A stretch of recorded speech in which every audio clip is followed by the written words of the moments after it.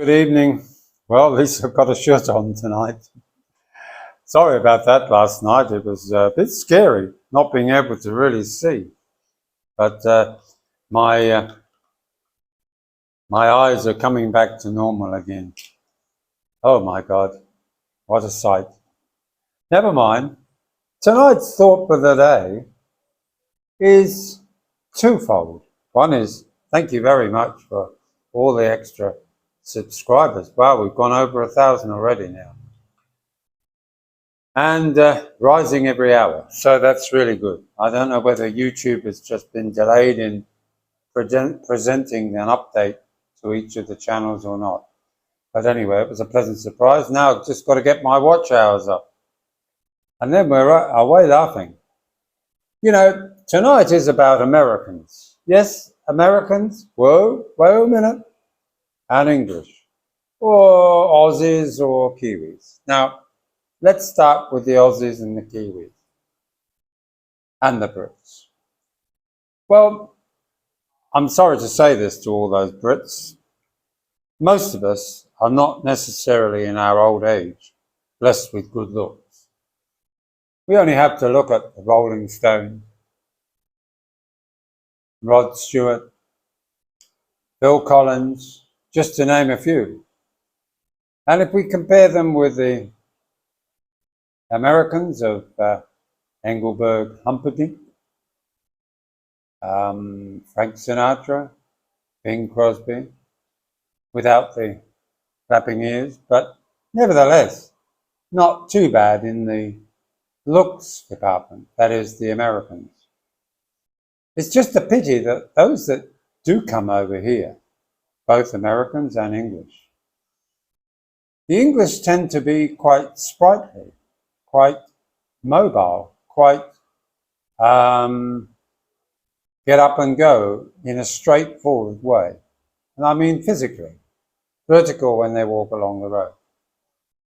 Americans tend to shuffle along, somewhat haggardly and somewhat surprisingly not very well endowed health-wise, which is a pity because it just demonstrates really that life is in the fast lane for Americans has been somewhat cruel to them over the years, it appears. So much so that maybe life expectancy isn't as high as one might have thought for being an American over here. There was an interesting sort of video that was done by Calvin. Calvin is of Sunshine's Shoulders, if you want to look for the reference. He talks about his parents being in their 60s, 61, 63, when they died. Sadly, that's a bad thing to have happen because 60 is not really very old. But for many, genetically, 60 was an age when a lot of us started to fall off the edge. And the same applied in England. My younger brother, I'm the middle one, I keep forgetting that. I'm one of 3 brothers. And my middle one sadly passed away about 9-10 years ago. And he was just approaching the start of his retirement. So the future looked bright for him. He was a very skilled cabinet maker, made some beautiful things.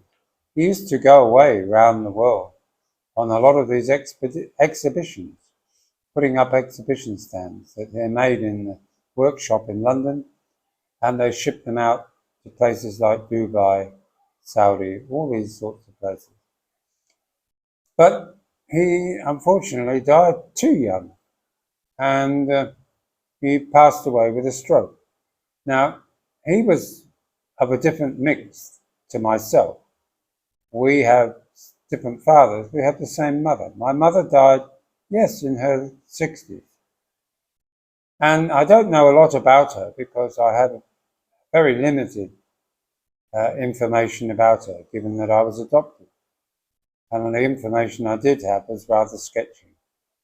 But back to the point I'm making is that a lot of Americans that come here to the Philippines, and I'm saying the ones that you hear about, not the ones that slide under the radar, not the ones that necessarily live in ivory towers either. They're really quite on the verge of very ill people, very sick people with a lot of major medical issues.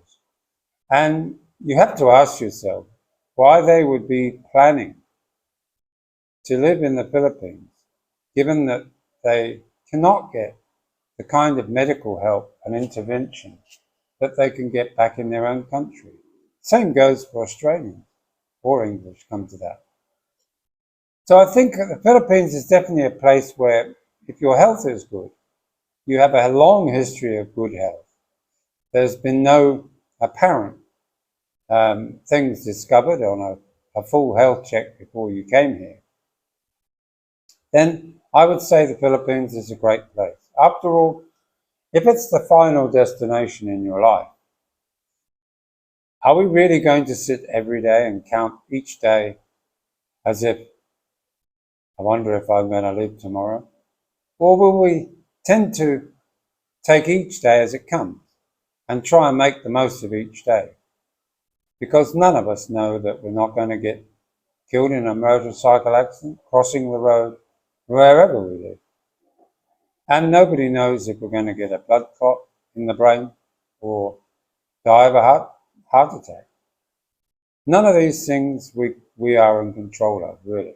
And the doctors can only take guesses as to the probable outcome of your health based upon the checks they've been given. So rather than rejoice on the fact that we've got to 61 plus and we're still alive, which Calvin was intimating too, I think we should forget about age.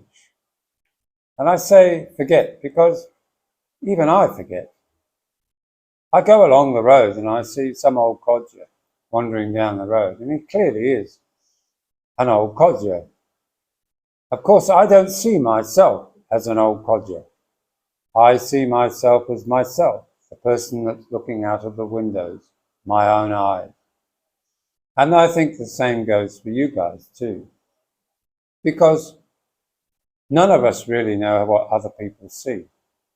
The other day, I spoke last night about an American who doesn't know me from a bar of soap.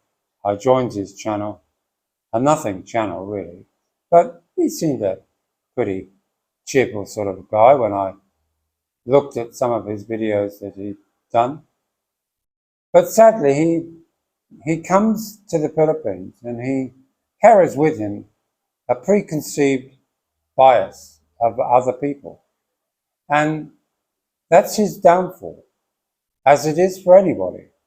Anybody who comes to this country and thinks that they can bring with them the biases that they had of yesteryear in their own country is not going to survive, really, because living up to the concept of being a grumpy Brit, I don't think it's too far away from the truth that there are a lot of grumpy Americans here, a lot of sour pussies, and it's not a good look, because those that I have bumped into are really charming guys, nice, interesting guys who've done menial, everyday things. They're not ones that say they were a chief executive of such and such a branch of medical import, export, or mechanical engineers from such. He was just a mechanic, worked on farm machinery like his dad for decades. Down, salt of the earth kind of guy. And it's those guys that I'm interested in. It's not the ones that say I'm a Green Beret or I'm Special Forces working undercover here for MI5. It's It's real people. Like a guy that came and saw me the other day on the weekend. A really nice guy, an English guy.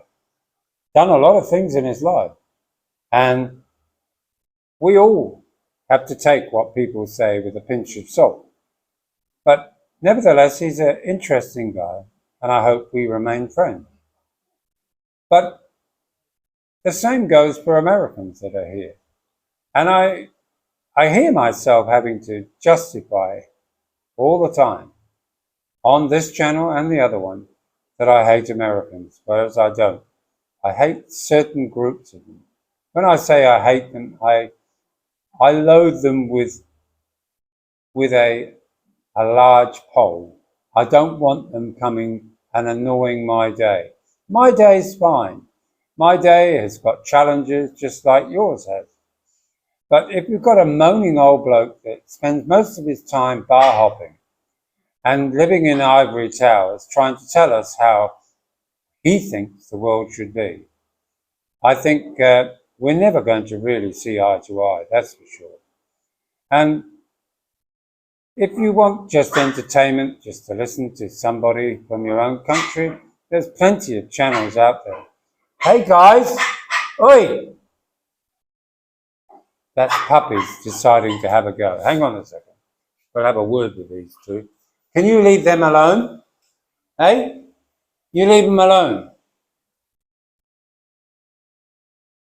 Now that's the older puppy, the firstborn to the pair that we have. And she's now being a bit like the school bully with the other three. And that's what you could hear yapping in the background. So back to my point.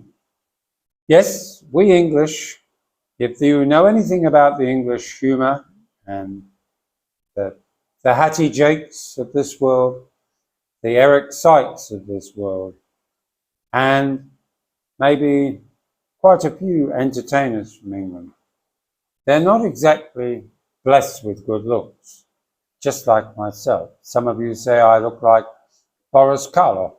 Some of you are maybe less flattering.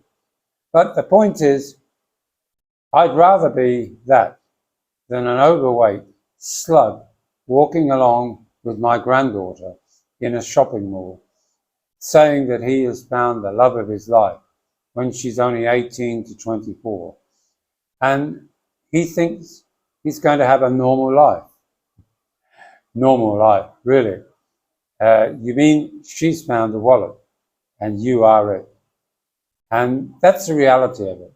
Once you start dishing out money to people, whether in the Philippines or overseas, you give away a certain amount of your own freedom.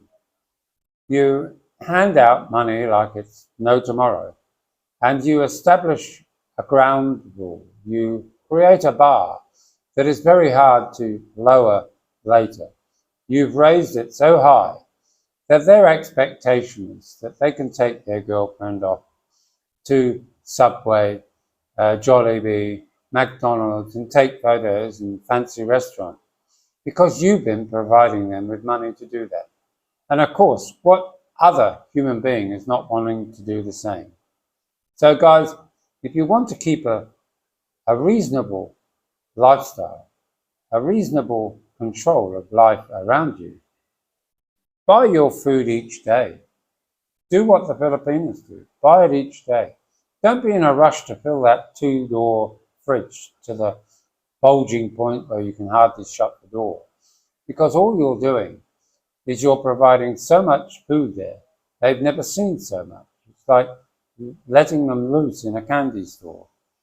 Whereas if you buy as you need it, the food is fresh, the food is used that day, what's left over becomes snacks for the next day, and then you buy the next meal.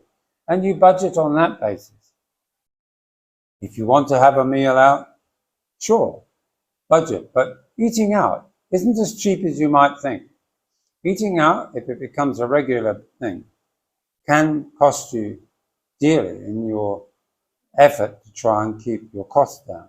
And after all, a lot of you have come here for that purpose, to keep your costs down. Of course, unless you're American who wants to tell everybody he's got 120, 200,000 a month to blow. Most of it, of course, will be on women and alcohol and getting blotto walking up and down Walking Street. So not my idea of a pleasant retirement, more like, what was it, Greg and Wilma. That's a good measuring point. If you don't know them, check them out. They've got a great channel. You see them living comfortably, orderly, and none of the razzmatazz. They're having a nice time and they're living under the radar, but they're providing you with good information about living here in the Philippines. And yes, I am going to, as soon as I have sorted things out here, and I'm meaning that there's an imminent birth here, I will go up to Vegan for the day, maybe overnight, and I'll do a lot of filming around there for those that haven't been there, because it is a very interesting city to visit, and maybe as an area to live, it would be quite a nice location if you like that Spanish feel. And another thing to remember, I remember myself, I went through a stage where I had my Laura Keith t-shirt. I used to call it my Hawaiian t-shirt. Not a good look, Aussies. Aussies, some of you Aussies come over here with your, what I'll call, your peacock t-shirts and your medallion and an open shirt. And you let your hair grow like Jimmy Savile. Not a very good look, guys. It's hard to take you seriously. If you come here, blend in. Be one of everybody. Just be yourself. You don't have to shine like a shining coin and noticed everywhere you go. Yes, be friendly, be chatty, get to know people, but don't make yourself out. You're not a celebrity here. The more you make your try and get yourself to become a celebrity here, the more you're going to find trouble. Trouble awaits those that shine the torch upon themselves. So that's my thought for today. From an ugly, grumpy Brit in the Philippines to all you Americans out there that were not so blessed physically, who are run down, who are over the hill and clearly should be back home rather than trying to pump iron here with your man boobs in front of a TV screen, if you get my meaning. Have a lovely day, guys.